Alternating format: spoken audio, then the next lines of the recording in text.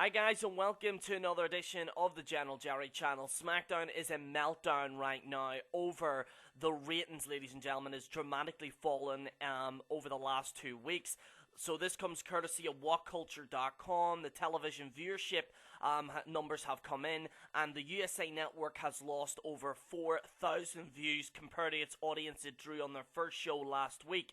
The January 14th SmackDown grew 2.332 million viewers. Last week's January 7th debut on the USA Network had 2.757 million views.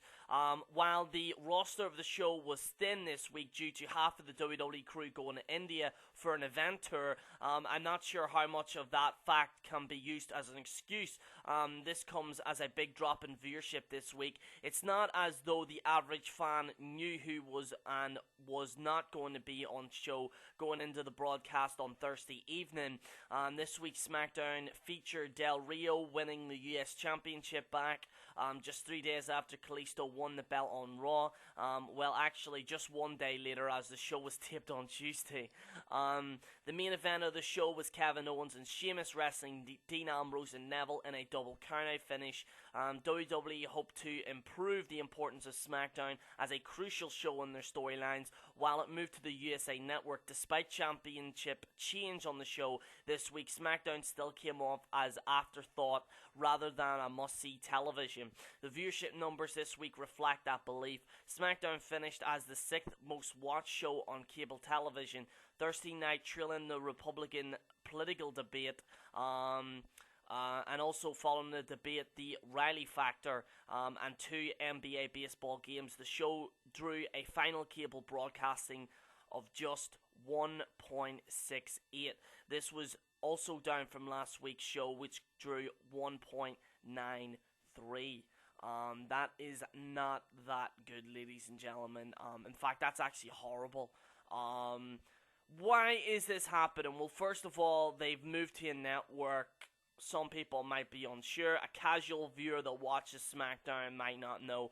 But really, the main factor is the disqualifications. I've said this on many occasions, that on my SmackDown spoilers, which I do every single week, which you can check out. It's very, I do rant a lot on the results. And what I've seen, especially with SmackDown, when I look at SmackDown spoilers, there's a lot of countouts and there's a lot of disqualifications. Usually the main event ends in a disqualification or a countout. There's countless ones. Also, there's Miz TV, who's on there all the time, so the ratings are dropping down when that dumbass comes on television. As well as many others, it's even filler for some Divas matches. And in SmackDown, they have Charlotte versus Becky Lynch about 100 times on that show when they're trying to build this up as a big rivalry.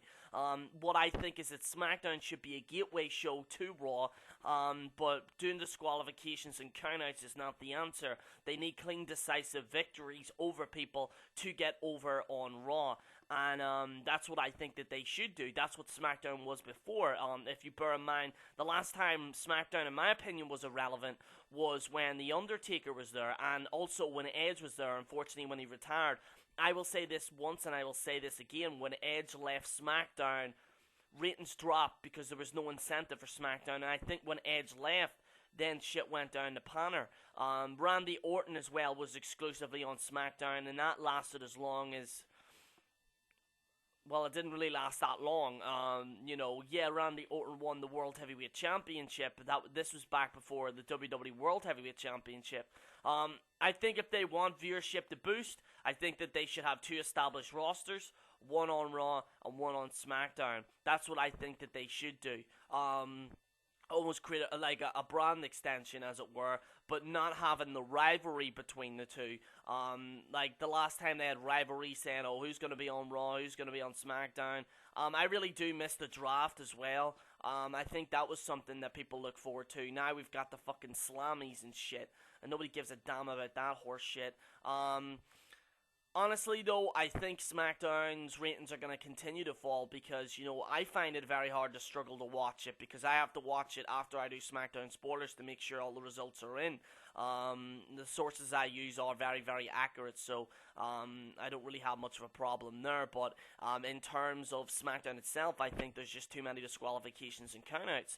And how can a viewer, a casual viewer, that's maybe watching wrestling for the first time on SmackDown, and he just sees countouts and disqualifications, he's going to be disappointed.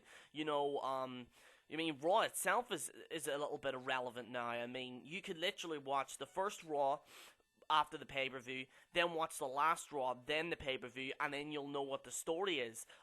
Anything in between is just filler. Now we're seeing more of an incentive for each time. Obviously Roman Reigns was announced that he'll be in the Royal Rumble, but in SmackDown they don't really have it. It's more of an afterthought. I mean, I would even dare say it's Raw, NXT, SmackDown, which is a shame because I really love SmackDown. I remember when it was CM Punk versus Jeff Hardy, and I was a big fan of that show. Matter of fact, I was more interested in SmackDown than Raw at that point in time. I remember it was the anniversary and The Rock came back and shit like that, but it's just unfortunate the way SmackDown is. It's just filler. You know what I mean? It's just gotten worse. Yeah, they have Dean Ambrose and they have Neville and all that there, but, you need some changes, you know what I mean, as well, and I just think that there's just too many disqualifications. Anyway, guys, let me know what you think in the comments below. This is General Jerry on the General Jerry channel, signing out.